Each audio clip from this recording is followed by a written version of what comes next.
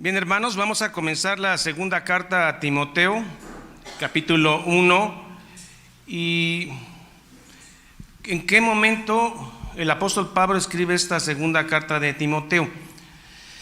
Pablo la escribe en su segunda prisión en Roma. Hubo dos prisiones en Roma. Recuerden que en la primera prisión que Pablo sufrió, escribió las cartas de la prisión, que son 4 cartas. Después Pablo es puesto en libertad y es cuando escribe Primera de Timoteo y Tito. Primera de Timoteo la acabamos de terminar. Y Pablo, 4 años después, es nuevamente llevado a prisión, su última prisión, donde él sospecha que no va a salir, y es ahí donde escribe la segunda carta de Timoteo, en características y en condiciones muy diferentes al primer encarcelamiento. En el primer encarcelamiento era un encarcelamiento domiciliario, podía recibir visitas, amigos, y podía evangelizar a la gente que iba a buscarlo. En este segundo encarcelamiento las condiciones son opuestas. Él está en la Mamertina, cárcel que usted puede visitar en Roma. Es un sucio, húmedo y apestoso lugar donde estaba la escoria de la humanidad.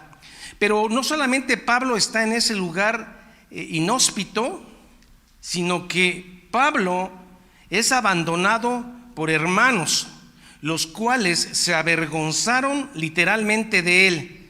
Ya basta, Pablo, de prisión en prisión, de latigazos, de naufragios. ¿Qué es tu vida? ¿Sí?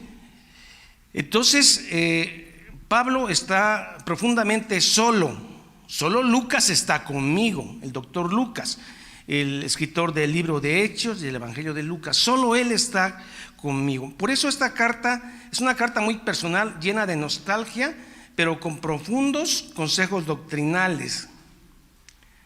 Las condiciones de Pablo son deprimentes. La gente se avergüenza de él, nadie quiere asociarse con él. Estamos en el año 66, el año en que probablemente es decapitado Pablo. 2 años antes, Nerón ha quemado Roma. El incendio duró 6 días y 6 noches. Dicen que Nerón se puso a tocar la lira, se inspiró para hacer algunos poemas porque se sentía poeta y quería hacer una Roma nueva. Había dinero y entonces quema, dice la historia, deliberadamente Roma. Pero la gente sospecha que es Nerón, y entonces Nerón dice: ¿a quién le echaremos la culpa? Y los más vulnerables eran los cristianos. Los más representativos, Pedro y Pablo, que mueren probablemente el mismo año. Y ahí tenemos a Pablo diciéndole a Timoteo, pasándole la estafeta, diciéndole: no te avergüences del evangelio ni de mí, porque nadie se quería asociar o quería estar asociado con un cristiano, mucho menos con Pablo, que era emblemático en el cristianismo. Por lo tanto, Pablo está solo, pero está feliz. Sabe que de ahí ya no va a salir, se va a ir directo a la gloria. Entonces, en medio de esas condiciones, Pablo escribe la segunda carta a Timoteo, año 66, durante su segundo y último encarcelamiento, cárcel Mamertina en Roma, un lugar muy pequeño junto a los desechos de Roma. Pablo es un ser que nadie toma en cuenta. En ese momento está la grandeza de Nerón, las cortesanas, el glamour de Roma, los hombres ricos. ¿Y quién es Pablo en ese momento? Es la piltrafa, es la piltrafa humana. ¿Quién se quiere asociar con él? Hasta los propios conocedores de Cristo se avergüenzan de él. Por eso Pablo le dice a Timoteo: no te avergüences de mí.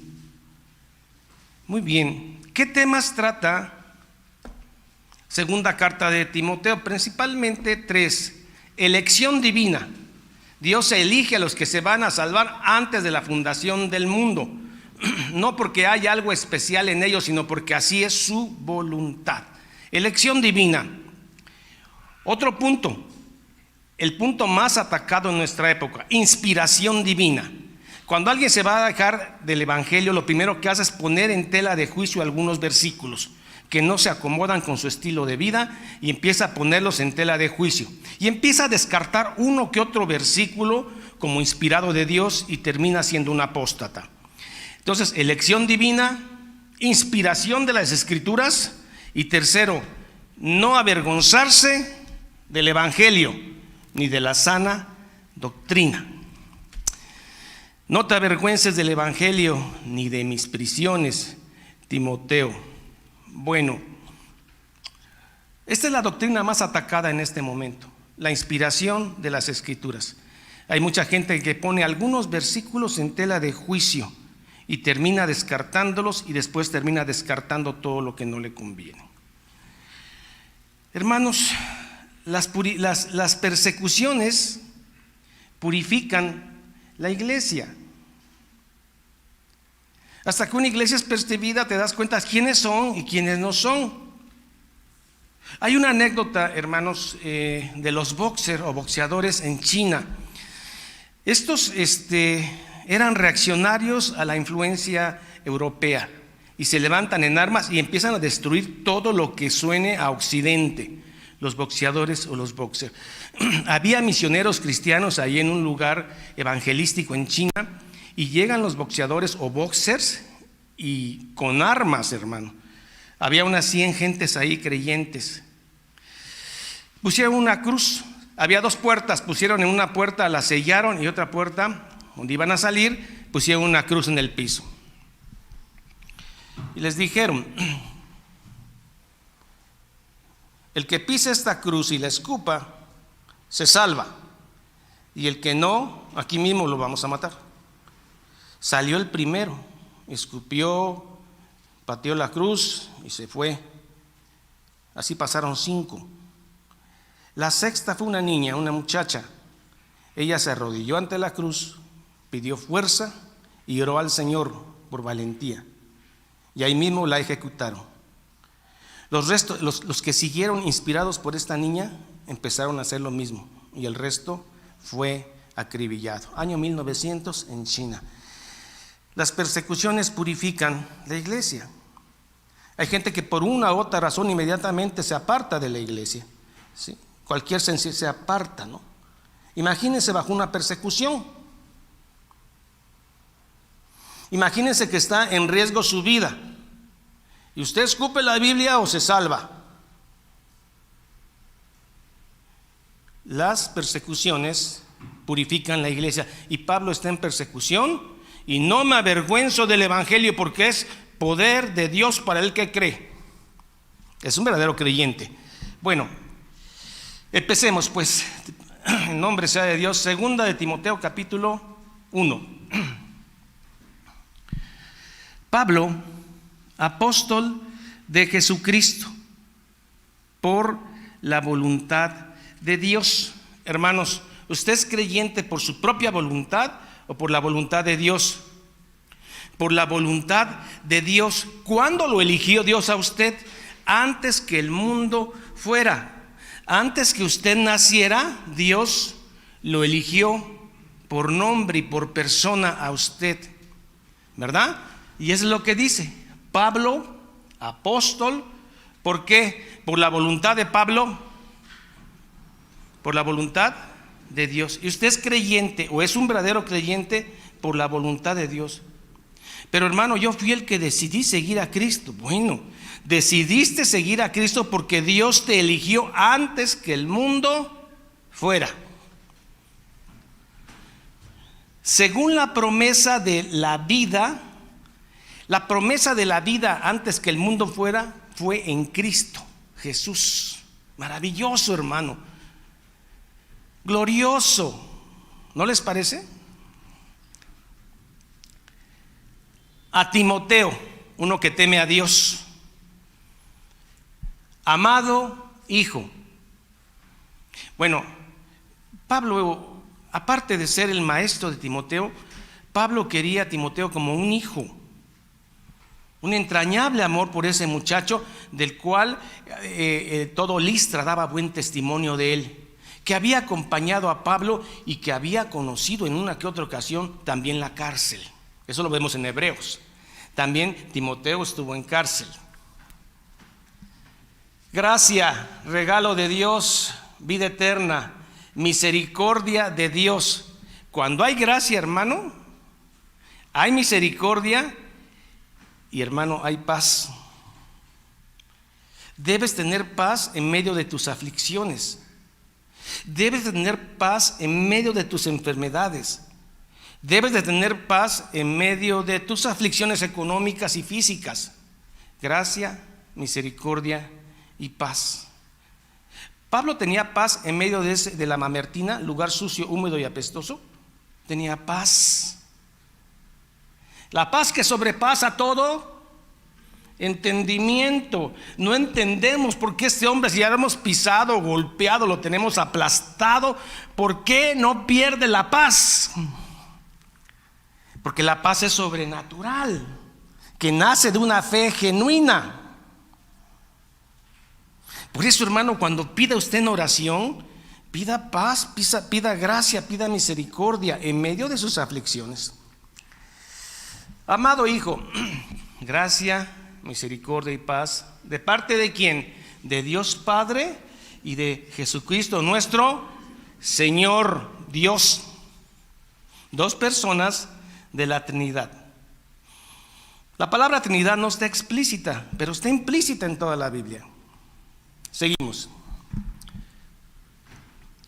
Doy gracias a Dios, al cual sirvo desde mis mayores con limpia conciencia. ¿Quiénes son los mayores de Pablo?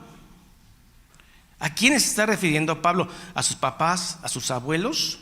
No. Pablo se está refiriendo a los antiguos santos del Antiguo Testamento, los cuales sirvo con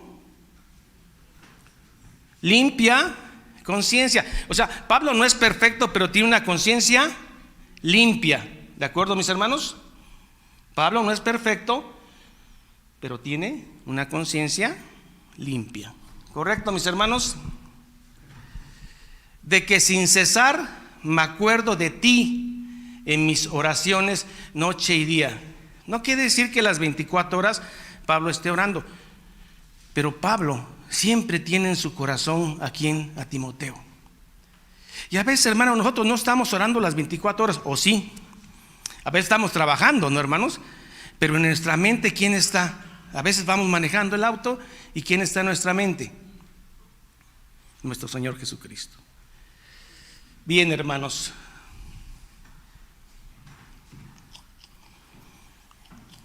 Como se extraña a un amigo, deseando verte, Timoteo. Me acuerdo cuando te dejé en Troas, cuando nos separaron. Estabas llenos de lágrimas, Timoteo, deseando volver a verte, porque me recuerdo de tus lágrimas cuando te despidieron de mí. No pude recoger ni el capote, no pude traerme los manuscritos, mis libros, que por favor, Timoteo, te pido que me mandes. Me acuerdo de tus lágrimas cuando nos separaron en Troas, traicionado por Himeneo y Alejandro en este último encarcelamiento.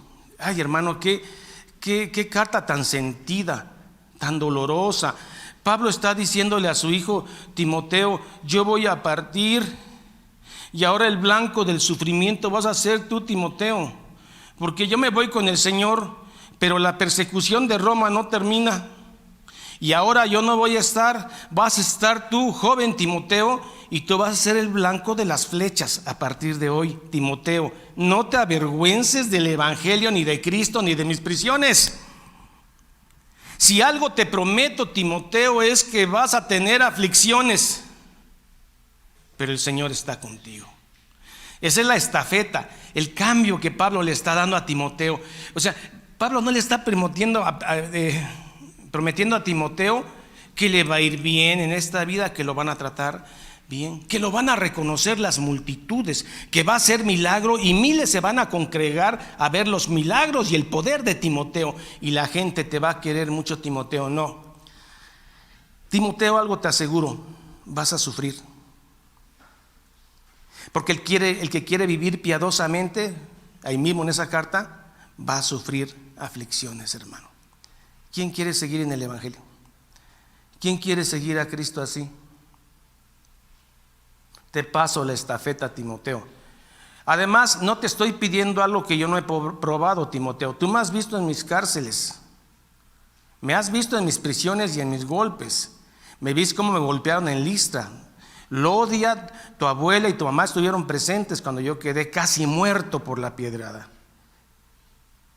Timoteo, preséntate como obrero que no tiene de qué avergonzarse y que usa bien la palabra de verdad. Bueno, fue una promesa y se le cumplió a Timoteo. Timoteo murió apedreado y arrastrado por un caballo. Pero Timoteo murió con paz, igual que Esteban, primer mártir de la iglesia. ¿Este es el evangelio que se predica hoy, hermanos? ¿O cuál es el evangelio que se predica hoy? Ven porque Cristo te quiere dar salud, dinero y amor. Ven a Cristo y tus problemas se van a terminar. No, hermanos, tus problemas se agudizan muchas veces, se intensifican los mismos problemas.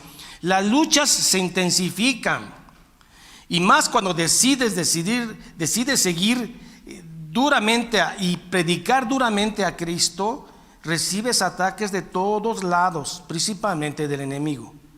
Cuando alguien se decida a predicar el evangelio, va a ser atacado por todas partes. Bienvenido sea. Sufre aflicciones. Queda claro, hermano, que el evangelio que está predicando ahorita no es este. Pero este es el evangelio que salva, queridos hermanos. Deseando verte, al acordarme de tus lágrimas para llenarme de gozos. Cuando a Pablo lo arrancaron de Timoteo en Troas para llevarlo a su última prisión, seguramente Timoteo se derramó en lágrimas. Seguimos. Conozco a tu abuela, Loida, conozco a tu mamá, Eunice, sé que en ellas hay una fe genuina, una fe no fingida, la cual creo que también es una fe que está en ti, como habitó en tu abuela. Hermano, ¿puede haber una fe fingida? Sí, hermano, puede haber una fe fingida. Y entonces hablamos de gentes que tienen una fe fingida en la iglesia, no fuera de la iglesia, porque entendemos que los que están fuera de la iglesia no son creyentes. Entonces, una fe fingida se da en la iglesia. ¿Cuáles son las características de una fe fingida? Bueno, normalmente es una fe comercial que solo anuncia lo terrenal, el aquí y el ahora, el éxito aquí. Por eso, casualmente, mira, Dios quiere que tengas éxito, Timoteo. ¿Es lo que la carta está diciendo? Timoteo, te esperan penurias, penalidades. Lo que has visto en mí te va a pasar, porque le pasó a Cristo. No, Dios quiere que tengas éxito. Y la gente viene y en la primer persecución se va. Una fe fingida es una fe que camina por vista. Si tú me das prosperidad, salud, me va bien todo, creo. Si empiezo a caer en cárceles por anunciar tu nombre, no creo. Miren, una fe fingida puede ser una fe intelectual, una fe inteligente, pero no es una fe espiritual. Usted puede defender el nombre de Cristo así más o menos con gente no creyente, pero usted no puede decirle a Cristo papito, Abba Padre. No, porque ya eso suena ya cursi, romántico. ¿Qué va a decir la gente de mí? Pero alguien que ama al Señor puede decir delante de sus amigos, Cristo es papito, Abba Padre, es mi papito, y yo con él me gozo y yo con él lloro. Se volvió loco. Está bien tener una fe firme, intelectual, una fe, pero ya esos romances con el Señor, es que lo amo, es mi papito. Una fe de padre a hijo. No, eso ya no queda. ¿Por qué no? Sí, es papito. Y así lo quiere usted y él así lo quiere usted como hijo. Es una fe fingida, pues. Se le puede decir a Dios Diosito, pero no puede usted decir que es Dios encarnado, que la sangre de Cristo tiene poder y la cruz del Calvario me ha salvado a mí y a mi familia. No puede usted decir eso, pero sí puede decir Diosito. Una fe fingida es una fe mental, intelectual, pero no es espiritual. Una fe fingida necesita reafirmarse constantemente, fíjese. Una fe fingida necesita reafirmarse constantemente y entonces pelea y discute por cuestiones externas de doctrina. Porque el hombre que no ha nacido, el hombre viejo, quiere reafirmarse y discute por todo. Pablo dice a Timoteo que no discuta con palabrerías, 1 Timoteo 1:3. El hombre viejo tiene que enmendarse. Bueno, fe genuina y fe fingida. Una fe genuina se da cuenta que ha comenzado a caminar en sentido opuesto a como camina el mundo. Cuando te vuelves radical con la palabra, te das cuenta que estás caminando, o sea, ibas caminando con todo el mundo, ahí ibas, ¿no? A veces como que querías meter freno porque no te gustaba lo del mundo, ¿no? Pero ahí vas y luego permanece una iglesia light y ligera, donde todos son salvos, donde vengan todos y entonces ahí vas, pero de pronto descubres las escrituras y la profundidad y la riqueza de ella y te das cuenta que ya no vas así, ahora vas en contra al mundo. Sufre penalidades. La fe verdadera, la fe no fingida, se da cuenta que va contrario de donde camina el mundo y se da cuenta que ya ni pertenece ni piensa como el mundo. La fe fingida puede engañar un tiempo, pero no todo el tiempo. La fe fingida. La fe fingida, cuando encuentra algo en la Biblia que no se ajusta a su estilo de vida, la desecha con alguna excusa doctrinal. ¿Cómo que está eso que la mujer sumisa al hombre? ¿Cómo que la mujer va a estar sometida al hombre? No, esas cosas no, eran cosas del contexto de la iglesia donde Pablo se le envió. Es algo local, histórico. Y empieza a descartar versículos y termina después descartando todo versículo que se opone a su vida liberal. Una fe fingida es la que dice Pablo que tiene Timoteo.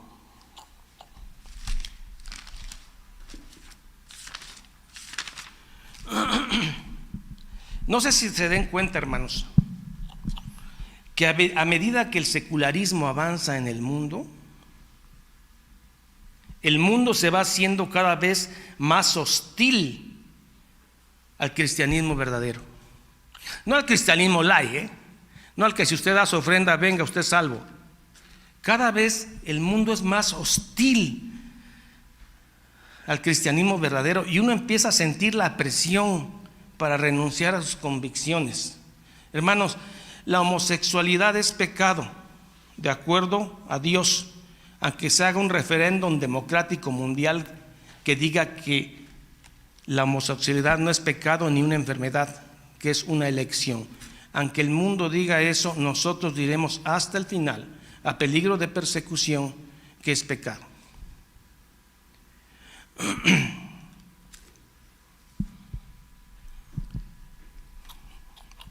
Si alguien ataca nuestra fe,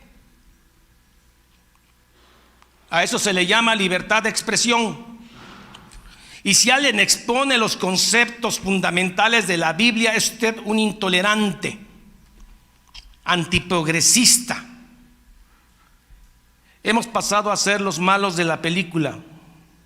En cambio, los que promueven agendas de inmoralidad sexual abierta, ellos son aplaudidos, son personas amorosas y progresistas.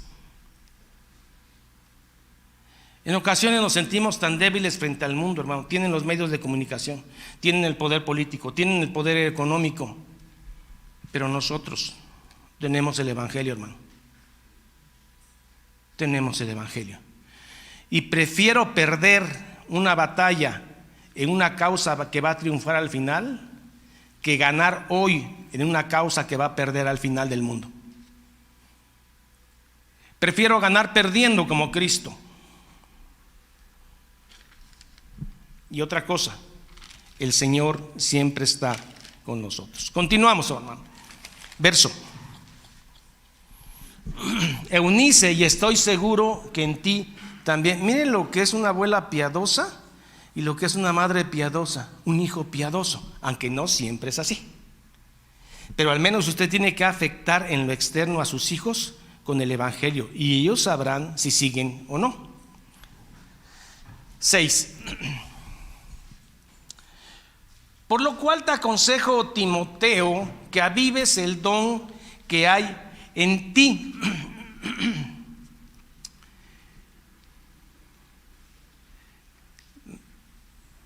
Y estoy seguro por lo cual te aconsejo que avives el don que está en ti. Anaspureo es la palabra. Anaspureo es cuando algo ya se está apagando y llegas y le echas aire.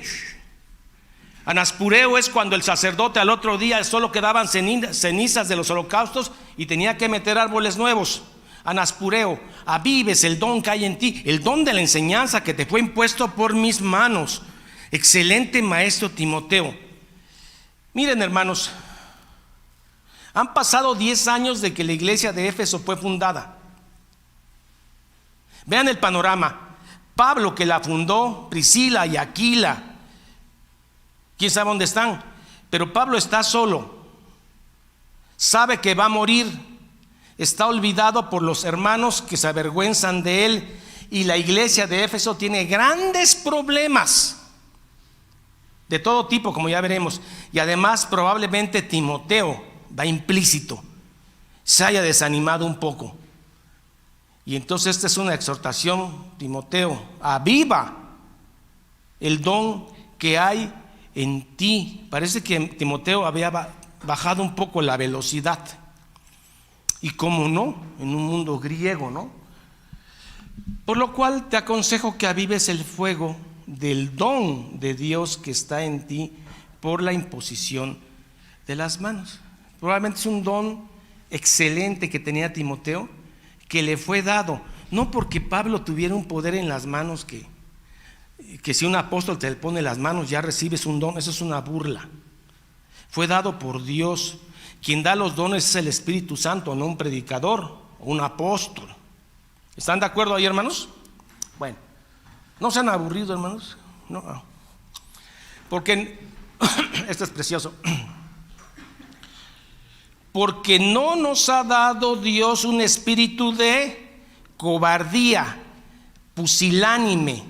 Y esto se da, por ejemplo, cuando empieza la persecución. Te das cuenta quién es en los primeros embates, afloja, pusilánime, cobardía. La palabra es deilie, cobardía. En los primeros embates afloja. Todo sí, pero no quiero quedar en ridículo. ¿Qué nos ha dado? Nos ha dado dínamos, poder de Dios. ¿Pero poder para qué? Para hacer milagros, para aplastar serpientes, para liberar endemoniados. No, poder para anunciar el Evangelio. Hermano, cuando yo me presento acá, hay voces que creo que son del mismo enemigo que te dicen: eres indigno de predicar. ¿Sabe cuántas veces he oído esto? Quizá todas las veces. Quizá 3, 4 veces cuando he predicado no he sentido ese peso. Pero es Satanás diciendo: eres indigno, no prediques. Siempre ha estado ese ataque, y ahora ha sido más fuerte. Esto no es para cobardes, hermano. Si no tienes el llamado, te vas a cobardar. Si es una acción humana la que te lleva a un ministerio, te vas a cobardar a la mitad. Pero si es un llamado santo, no te vas a cobardar, porque Dios nos dio un espíritu de dínamos, poder y dominio propio. Dominio propio no es templanza. Templanza es control sobre tus emociones. No, ese es un fruto del Espíritu Santo. Aquí dominio propio es tener una mente correcta en cuanto a cómo anunciar el Evangelio. No importa, pase lo que pase, yo predicaré tu palabra hasta el último día. Esa es sofronis. Es una palabra que dice que debes tener la perspectiva del evangelio y de la vida eterna en su lugar. Primero la vida eterna. No importa si sufres, pierdes, ganas. Sofronis, dominio propio, no es templanza. Claro que debe haber templanza, ¿no? No está mal que tengas templanza. Porque no nos ha dado Dios espíritu de cobardía, de ley, sino de poder, dínamos, de amor, ágape y de sofronismo. O sea, pase lo que pase, hermano, vas a predicar hasta el fin. Timoteo, vas a enseñar hasta el fin. Diga Satanás lo que diga, vas a predicar hasta el fin, porque esto no es para cobardes. Alguien se acobarda cuando no ha sido llamado, pero cuando ha sido bajo un llamamiento santo no se va a acobardar, porque el poder y la valentía viene de Dios. O sea, lo va a respaldar. Por más ataques que venga, lo va a respaldar y lo va a sacar adelante, porque no nos ha dado un espíritu de cobardía, sino de poder y dominio propio, sofronismo. ¿De acuerdo, hermanos? Por eso alguien que se quiere meter por un llamado humano no va a aguantar, se va a ir a las primeras. Un predicador tiene que aguantar lo que venga, ¿sí? Rebeliones, rechazos, de todo, porque Satanás está bravo. Altere la escritura y baja la presión. Hablan de la escritura y va a ver que baja la presión, pero cuando usted está enseñando la Biblia, Satanás lo va a atacar de múltiples y exquisitas formas. Pero Dios no nos dio un espíritu de cobardía, ¿verdad? En el llamado. Usted fue llamado a ser cristiano y evangelizar. Bueno, por lo anteriormente dicho, no te avergüences. No te avergüences de dar testimonio de nuestro Señor. ¿Por qué se lo está diciendo Pablo a Timoteo? Es muy probable que Timoteo había bajado. Era un siervo de Dios, pero era humano y había bajado la intensidad y el compromiso de predicación. No te avergüences del Señor, ni de mis prisiones, ni de mí. Pero es precioso, hermano. Pablo no está preso por Nerón. Pablo no está preso por Roma. ¿Por qué está preso Pablo? Por su Señor. ¿Y quién es el Señor? Cristo. Estoy preso de Él, no de Roma, porque aquí le sirvo mejor al Señor. Hay que darle consejería al Señor. Hay que aconsejar unas cosas a Dios. Mire, yo creo que Pablo le puede servir mejor a Dios si Pablo está fuera de prisión, y si Pablo está sano, y si a Pablo se le quita su aguijón. Puede ser un hombre más útil, puede ser un hombre con mayor servicio, pero la forma en que tú piensas es diferente a la forma en que Dios piensa. Y Dios conoce a Pablo y dice: ahí en prisión anuncia lo último, porque ahí me sirves. Tus pensamientos no son los pensamientos de Dios. Por tanto, no te avergüences de dar testimonio de nuestro Señor, ni de mí, preso suyo. Se les promete, hermano, si usted es verdadero creyente, que va a sufrir por Cristo. Porque todos, hasta los inconversos, sufren, ¿no? Todos sufren por cosas, falta de dinero, por alcoholismo, por todo lo que usted quiera. Todos sufren, pero está hablando de un sufrimiento pío, un sufrimiento en el Señor. El que quiere vivir santamente y con piedad va a sufrir persecución. Segunda de Timoteo capítulo 3. Por tanto, no te avergüences de dar testimonio de nuestro Señor, ni de mí, preso del Señor. Lo contrario, Timoteo, participa. ¿En qué? En el éxito. ¿En qué voy a participar? Se me promete una iglesia grande en la cual tú vas a ser el centro de la iglesia porque eres el pastor, y la gente va a ser alcanzada por miles por ti. La gente te va a aplaudir, Timoteo. Y vas a tener poder para sanar enfermos y la gente va a ir tras de ti. No, Timoteo, se te promete algo: persecución. Entiéndelo, el mundo va en contra de Cristo. Tú eres el salmón que va en contra de la corriente. Te van a perseguir ideológicamente y puede ser que al final de esta década te persigan físicamente. De una vez se te dice, para que no seas pusilánime, no te avergüences de dar testimonio de nuestro Señor de mí, preso suyo, sino participa en las aflicciones por el evangelio. ¿Va a ser afligido el verdadero cristiano? Sí, hermano. Satanás va a usar formas de cómo afligirlo, pero no importa, no vas a dejar de hacerlo.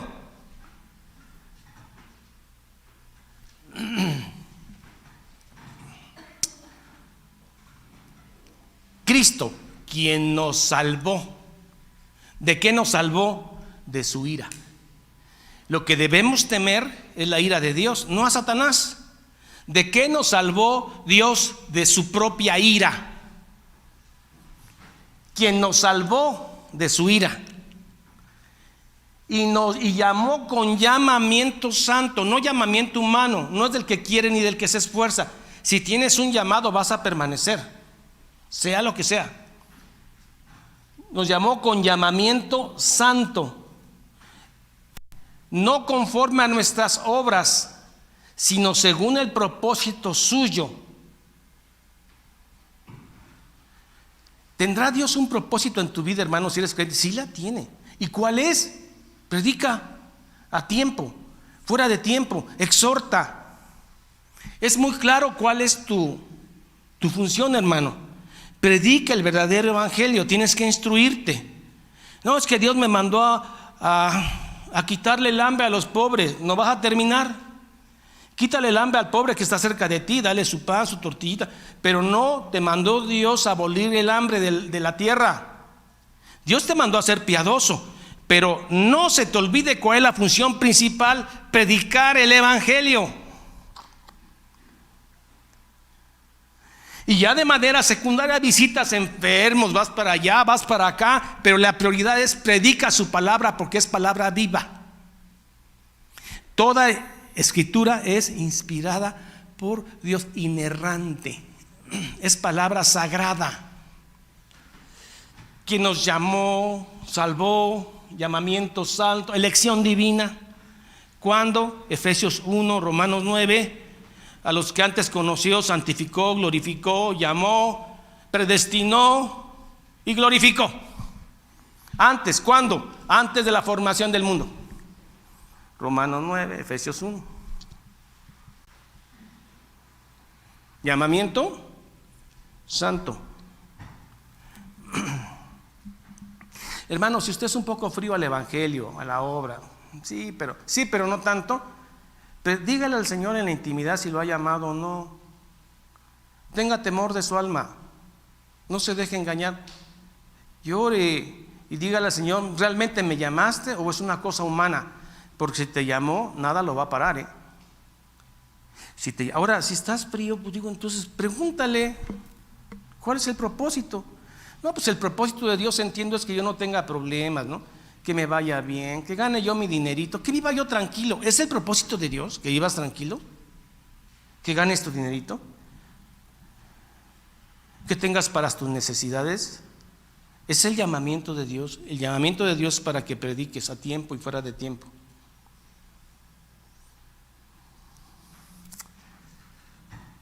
Sino según el propósito suyo. ¿Cuál es el propósito de Dios? Que yo la viva bien, hermano, que yo me la pase tranquilo, que yo no tenga problemas, que yo tenga suficiente. Si los impíos tienen mucho, que yo no tenga. ¿Eso es lo para que te llamó Dios? No. Sufre penalidades, no las busques, llegan solas. Pero que las penalidades sean por predicar el evangelio. Sino según el propósito suyo y la gracia que nos pueda dar, vida eterna en Cristo Jesús, antes de los tiempos de los siglos. Esto es precioso. Dios nos conoce antes de nacer. Dios nos conoce antes que nuestra madre. Dios nos conoció antes que el mundo fuera. Es hermoso. Seguimos. Pero ahora, en estos últimos tiempos, la aparición de Cristo, su epifanía, pero ahora ha sido manifestada por la aparición, epifanía de nuestro Salvador Jesucristo. Apareció. Todo lo que el Antiguo Testamento había dicho de Cristo. Miren, hermano, todo el Antiguo Testamento habla de Cristo. Si usted predica el Antiguo Testamento y no predica de Cristo, usted anda perdido. El Antiguo Testamento no son historias para que los niños en la escuela dominical se entretengan. Tú tienes que ser como Abraham. Tú tienes que ser como David, que lanza la piedra al gigante. No son historias para ilustrar a un niño ni entretenerlo. Todo esto, el Antiguo Testamento apunta a una persona. Y si todo el Antiguo Testamento no te lleva a Cristo, no entendiste. Y todo lo que el Antiguo Testamento dice de Cristo se manifiesta en su epifanía cuando Cristo estuvo aquí. Mire, pero ahora toda esa gracia es manifestada por la aparición de nuestro Señor Jesucristo, gloriosa. Y Juan dice, lo vimos y vimos su gloria de unigénito. Yo estuve junto a él, me acosté en su pecho, el cual quitó la muerte. La muerte tenía poderío. Hoy la muerte no tiene poder. Moriremos, pero resucitaremos. ¿Por qué? Por el poder de la sangre de Cristo vertida en la cruz. ¿Cómo le suena esto al mundo? ¿Romántico? No. ¿Cursi? No. Mentiroso. Eso le suena al mundo, la sangre de Cristo. Pero para nosotros la sangre de Cristo es poder. Poder para resucitar a los muertos. Dejad a los muertos que entierren a sus muertos. Bueno, el cual quitó la muerte y sacó a luz la vida y la inmortalidad. ¿Por medio de qué? De las buenas nuevas, el Evangelio. Tenemos vida eterna, hermanos. Maravilloso. Sufre penalidades, Timoteo. Yo aquí estoy en la Mamertina. Vieras en qué condiciones. La escoria de la humanidad ahí. Pero tengo un gozo porque ya me voy. Ahora te toca a ti. Ahora las críticas van a ser hacia ti. Las flechas van a estar dirigidas a ti porque yo ya desaparezco. Ahora te toca a ti. Te paso la estafeta, el manto. Te paso el manto. Sufre penalidades como buen soldado de Jesucristo. Bueno, el Evangelio de las buenas nuevas, del cual yo fui, no es que yo me nombré, no es que yo pedí, no es que yo quise caerme del caballo, no, del cual yo fui constituido predicador, enseña la palabra fuertemente, apóstol enviado y maestro de los gentiles. Eso nos ha quedado claro. Pedro se fue más a los judíos, Pablo a los gentiles. Seguimos. Así que por lo que Cristo me encomendó, por eso padezco esto. Porque si Cristo no me hubiera encomendado, no me hubiera tirado del caballo, me hubiera dejado ciego algunos días, yo estaría hasta en el Sanedrín. La gente me respetaría, tendría yo dinero, prestigio, poder, reconocimiento de hombres, y estaría yo en el Sanedrín tan tranquilo. Vivos pero muertos. Por lo cual asimismo padezco esto. Ve lo que es la fe, pero no me avergüenzo. Pero Pablo, mira cómo estás vestido. No te has bañado, porque aquí los presos no se bañan. Mira el lugar tan sucio, es la cloaca. ¿Y no te avergüenzas? ¿Pero qué estás loco, Pablo? Sí, por la locura del Evangelio. ¿Se entiende, hermanos? ¿Se entiende por qué el mundo no lo entiende? Por lo cual asimismo padezco esto, pero no me avergüenzo, porque yo sé a quién he creído.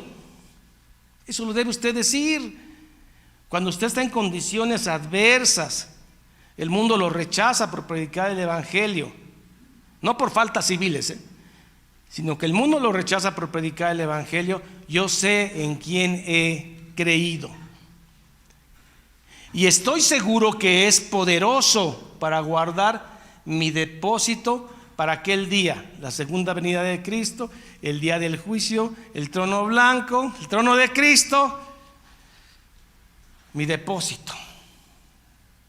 Haced tesoros en el cielo. Mi depósito, mi buen fundamento. Seguimos. ¿Cuántos versículos nos faltan, hermanos? 2, 12, 18, 6. Bien. Retén. Es una palabra interesante.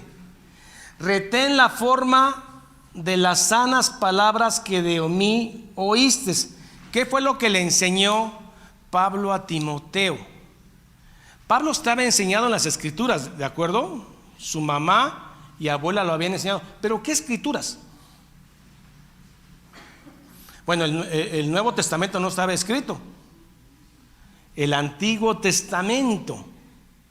Eran temerosas, y eso le permitió a Timoteo, a su mamá y a su abuela entender que el Mesías había llegado.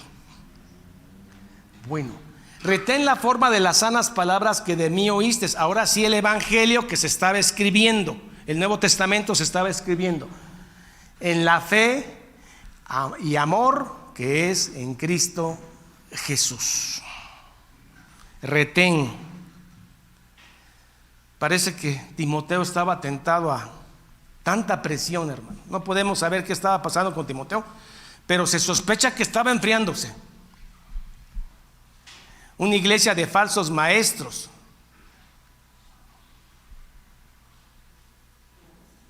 Pablo preso. Parece que hay derrota, ¿no? Pero en esa debilidad está el éxito. Va a llegar un momento en este mundo, hermanos, en las décadas que vienen, en que el mundo se va a desatar en contra de los principios bíblicos. Ya lo está haciendo. Está borrando los géneros. Nadie nace hombre, nadie nace mujer. Es una opción política y es una opción cultural. Y aquel que diga eso, aquel que esté en contra de eso, va a sufrir cárcel.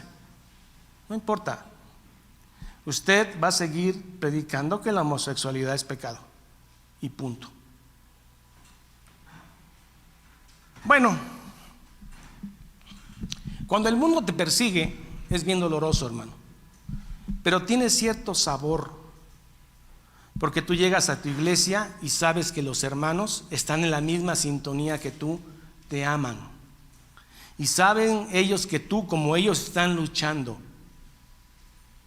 para que el evangelio crezca. El mundo no entiende, pero bueno, la iglesia sí entiende.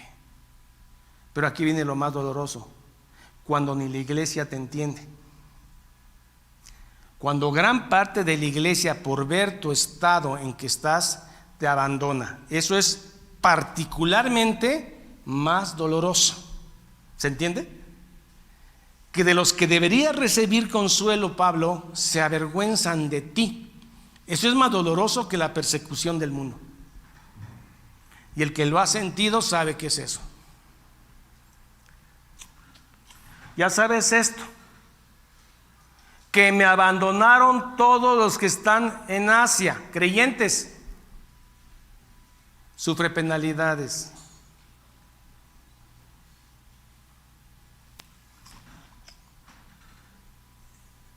De los que están en Asia, y si da sus nombres, que no sabemos quiénes fueron estas dos personas, son creyentes, Figelo y Hermógenes. Lo único que sabemos es que están aquí por su cobardía. Son célebres por su cobardía de abandonar a Pablo en el momento más difícil. De los cuales Figelo y Hermógenes, tenga, y luego hay alguien que no lo abandonó y que en su primer encarcelamiento en Roma estuvo muy pendiente de él, Onesíforo. Él estuvo pendiente, buscó a Pablo cuando estaba encarcelado, en su primer encarcelamiento, que podía recibir visitas, ahorita ya no. Onesíforo, que diligentemente me buscó en Roma. Y tú sabes que cuando estuvo en Éfeso, todo lo que nos ayudó en Éfeso. Vean, tenga el Señor misericordia de la casa de Onesíforo, porque muchas veces me confortó y él sí no se avergonzó de mis cárceles y mis cadenas. ¿Seguimos? Sino que cuando estuvo en Roma, primer encarcelamiento de Pablo, me buscó solícitamente y me halló. No se avergonzó de Pablo. 18. Concédale el Señor que haya misericordia cerca del Señor en aquel día, el día final. ¿Y cuánto nos ayudó él en Éfeso? Tú lo sabes mejor, Timoteo. Onesíforo. Se termina el primer capítulo. Pablo está solo en una sucia y reducida cloaca. La iglesia tiene graves problemas de Éfeso. Son 8 años de vida de la iglesia y ya tiene graves problemas. Los cristianos se avergonzaron de él. Está solo, solo Lucas está con él.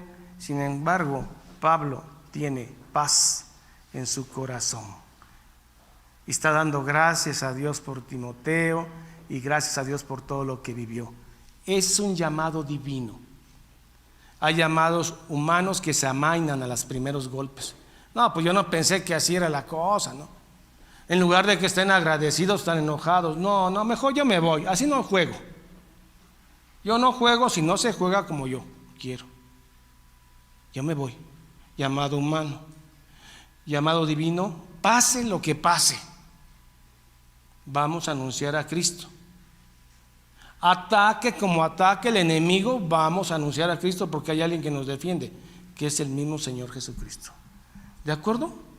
Es un llamado santo y estamos anunciando las escrituras que son inerrantes, no tienen error.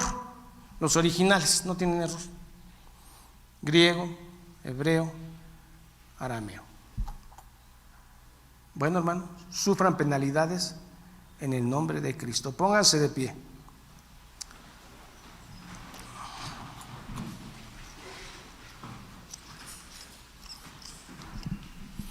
Vamos a orar, hermanos, y a pedirle al Señor que nos siga dando esa valentía para enseñar su palabra. A veces tendremos que despedirnos de esta vida felices y contentos, dando estafeta a otros que se levantarán, a los cuales se les promete, hermano, no una vida de éxito, sino una vida de penalidades, pero con gloria eterna. Suframos con el Señor y no nos avergoncemos de los que sufren por predicar el Evangelio. Oremos. Padre, en el nombre de Jesús, Señor, danos la fuerza, la valentía, el amor, el poder y el dominio propio para seguir predicando tu palabra. Y no me avergüenzo del Evangelio, porque es poder para los que se salvan, para los que han creído. Señor, tomamos de tu fuerza, dínamos, Señor, para predicar tu palabra, porque hemos sido llamados a predicar la palabra. Es cierto que no hemos sido llamados a terminar con el hambre mundial ni con el dolor humano, sí para socorrer al que está cerca de nosotros.